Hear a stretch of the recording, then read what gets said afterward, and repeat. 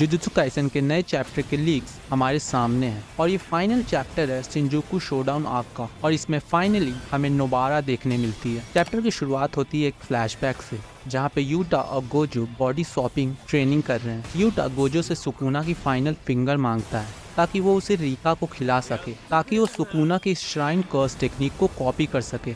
लेकिन गोजो इसके लिए मना कर देता है। गोजो कहता है कि भले ही यूटा सुकुना की लास्ट फिंगर से उसकी कर्स टेक्निक को कॉपी कर सकता है, लेकिन ये फिर भी काफ़ी नहीं है उसकी श्राइन कर्स टेक्निक को कॉपी करने के लिए।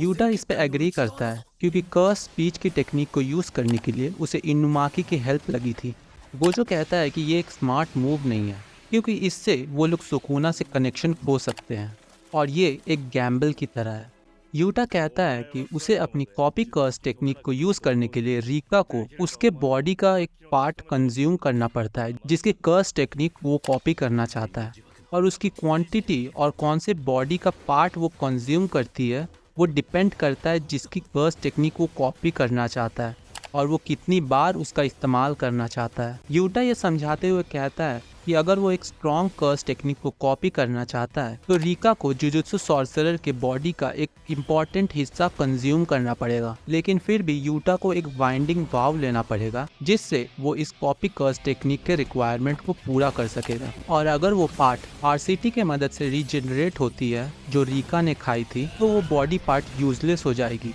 जो रिका ने खाई थी और वो कॉपी कर्स टेक्निक की रिक्वायरमेंट को पूरा नहीं कर पाएगा। यूटा फिर ये कंफर्म करता है कि उसने इनुमाकी और हाना का उस आर्म का यूज़ किया था जिसे आरसीटी या फिर मॉडर्न साइंस के मदद से ठीक नहीं किया जा सकता, और यूटा ने चार्ल्स के रिबकेज का भी यूज़ किया था ताकि वो उसकी कर्स टेक्निक को कॉपी कर सके। फिर अगले सीन में हमें मे और यूटा दिखाए जाते हैं, जहाँ पे मे यूटा से ये पूछती है कि क्या उसे सुकुना और यूजी के बीच के रेजोनेंस के बारे में पता है, और यूटा ये कहता है कि उसे इस बारे में पता है, इसीलिए वो लोग यूजी को सारी इन्फॉर्मेशन नहीं बताएंगे। फिर हमें यूटा और यूजी दिखाए जाते हैं, जहाँ पे यूटा यूजी से कहता है कि सुकुना की कर्स टेक्निक उसकी बॉडी में एनग्रेव्ड है और इसे गोजो ने भी कंफर्म किया है। फिर हम लोग प्रेजेंट में आते हैं, जहाँ पे सुकुना ये नोटिस करता है कि यूजी के 2 फिंगर्स मिसिंग हैं, जिसमें से एक का इस्तेमाल उसने मेगुमी को ट्रांसफ़र करने के लिए किया था, और वो ये रियलाइज़ करता है कि यूटा ने उसके साथ ब्लफ किया है, और सुकुना ये समझ जाता है कि यूटा ने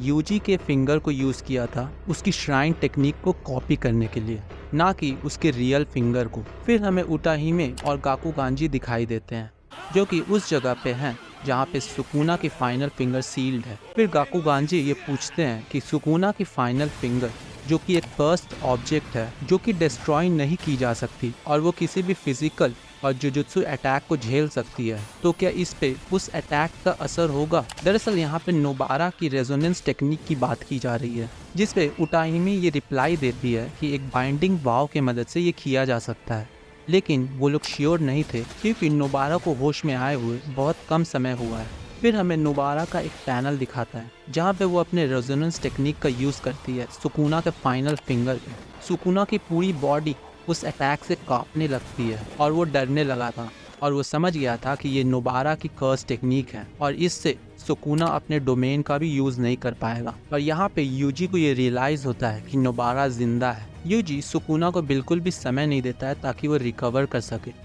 और उसे अपने सोल डिसमेंटल टेक्निक से अटैक करता है। यूजी फिर सुकुना पे अपने नीज और पंचेस से अटैक करता है, लेकिन सुकुना यहाँ पे यूजी से फाइट बैक करता है अपने पंचेस से। सुकुना ये कहता है, क्या तुम्हें सच में लगा था कि तुम मुझे अपने मेकशिफ्ट डोमेन से हरा दोगे। सुकुना को लग रहा था कि यूजी अपने लिमिट्स को पास कर चुका है क्योंकि वो अपनी इंजरीज को आरसीटी से हील नहीं कर रहा था, क्योंकि डोमेन एक्सपेंशन में बहुत ज़्यादा फर्स्ट टेक्निक यूज़ होती है और इस बार यूजी के लिए ये खत्म है। सुकुना कंफ्यूज था क्योंकि यूजी ने उसे अपने स्पेशल डिलेड सेकेंड इम्पैक्ट पंच से अटैक किया था। फिर यूजी सुकुना पे ये सब एंड करने के लिए कहता है और उस पे एक ब्लैक फ्लैश के साथ अटैक करता है, और यहीं पे चैप्टर का एंड होता है और हमें एडिटर का एक कमेंट मिलता है, the end to a long battle.